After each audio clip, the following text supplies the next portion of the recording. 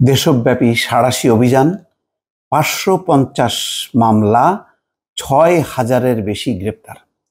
দর্শক, যা খবর পাচ্ছি সব খবর তো আসছে না, কিন্তু এমন অবস্থা আজকে আমাকে জানালো যে বাংলাদেশের কোনো কোনো এলাকায়, যেহেতু সেখানে ভার্সিটি নেই, বড় কোনো শিক্ষা প্রতিষ্ঠান নেই, সেসব জায়গায় আন্দোলন হয়নি।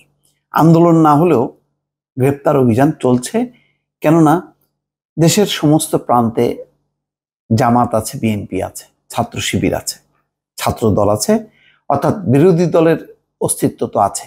সুতরাং এখন ওই অস্তিত্বের উপরে তাদের নজর, এবং সব আবার নতুন করে সেই ২৮শে অক্টোবরের পরে যেমন চিরুনি অভিযান শুরু হয়েছিল, দেশব্যাপী এখন সেই চিরুনি অভিযান চলছে। ঢাকার যে ঘটনা, সেই ঘটনার এখন পুরো দায় চাপানো হচ্ছে বিএনপি জামাতের উপর।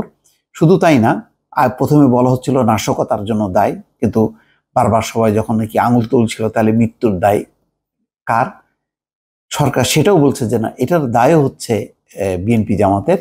তারা পুলিশের পোশাক পরে, তারা নিজেরাই পুলিশের পোশাক পরে গাড়িতে চড়ে বা বিভিন্ন কায়দায় তারাই হচ্ছে মানুষকে হত্যা করেছে। অর্থাৎ যারা মারা গেছে তারা হচ্ছে বিএনপি জামাতের হাতে মারা গেছে। কোনো পুলিশের গুলি নেই, বা সরকারি কোনো বাহিনীর কোনো বা সরকারি দলের কোনো নাশকতা নেই।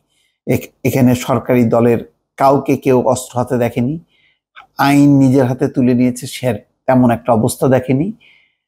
আর পুলিশ হচ্ছে আইন শৃঙ্খলা রক্ষা করার জন্য তারা যেহেতু কারফিউ ভঙ্গ হচ্ছে, সুতরাং গুলি করেছে, সুতরাং এটা জায়েজ।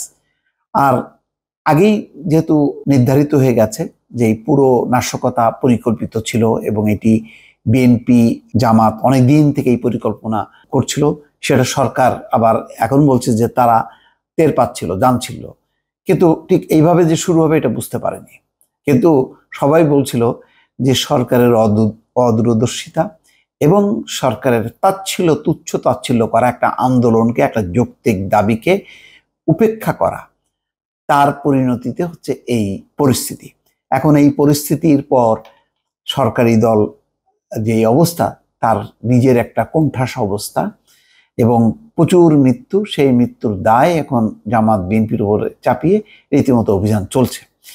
তো পুলিশের বিভিন্ন সূত্র বলছে যে গতকাল পর্যন্ত সারা দেশে ৫১টি মহানগর এবং জেলায় প্রায় ৫৫০টি মামলা হয়েছে। এছাড়া বেশিরভাগ মামলার বাদী পুলিশ, এছাড়াও ছাত্রলীগও অনেক মামলার বাদী। এসব মামলায় গত ৬ দিনে ৬,০০০-এর বেশি মানুষকে গ্রেপ্তার করা হয়েছে।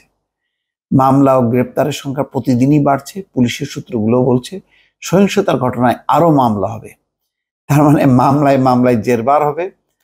আর হচ্ছে এই সরকার হচ্ছে নিরপেক্ষভাবে এগুলি তদন্ত করবে, বিচার করবে। তো এই হচ্ছে দর্শক, এগুলি আসলে বলে লাভ নেই।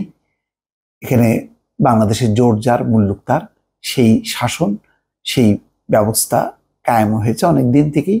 এটি যখন নাকি তাদের সেই ক্ষমতায় যখন নাকি আঘাত পড়ে বা কেউ ধাক্কা দিচ্ছে, তখন তারা তাদের আসল চেহারাটা উন্মোচিত করছে।